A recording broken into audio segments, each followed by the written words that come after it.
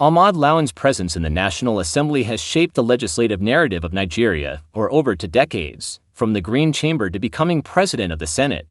His leadership has been marked by continuity, discipline, and a unique ability to navigate complex political terrains without excessive noise. During his time as Senate president, Ahmad Lawan made it clear that his mission was not about opposition or loyalty to any political party. It was about strengthening the institution of the National Assembly. He often referred to the legislature as the stabilizing force of democracy, and under his gavel, the Senate chamber became both a battleground and a bridge, a place where fierce debate met structured and negotiation. Lawan's time in leadership saw the passage of some of the most significant bills in Nigeria's recent history, from the long-awaited Petroleum Industry Act to electoral reforms, finance bills, and constitutional amendments. His National Assembly pushed legislation forward at a pace rarely seen in prior sessions. He prioritized harmony between the executive and legislative arms, and while critics accused him of being too close to the presidency, Lawan always maintained that cooperation is not weakness, it's strategic partnership.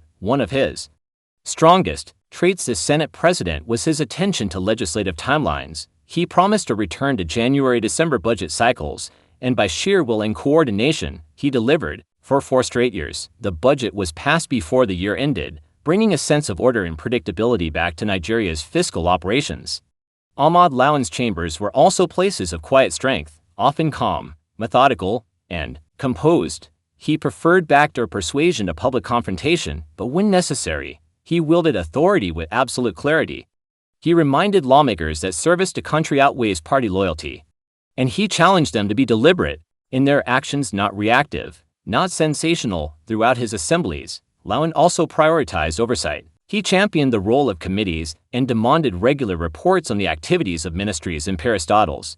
His belief was simple: the legislature must not just pass laws, it must follow through. But it wasn't just about bills and budgets. Ahmad Lawan's Senate also responded to crises, from economic downturns to pandemic responses to security challenges. He convened emergency sessions, set up panels, and ensured the voice of the people echoed beyond just headlines.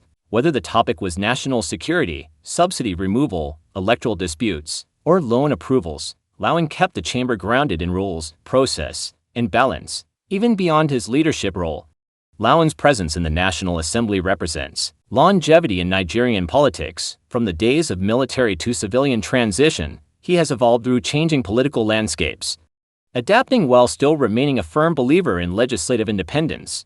He often reminded younger lawmakers of the weight of the seats they occupy, not just the salary or the status, but the historic responsibility to shape the lives of over 200 million people with the stroke of a pen. Ahmad Lawan's legacy in the National Assembly is one of discipline, control, negotiation, and strategy. His method may not have been loud or radical, but it was deeply effective. His leadership style proved that sometimes quiet power delivers the loudest results.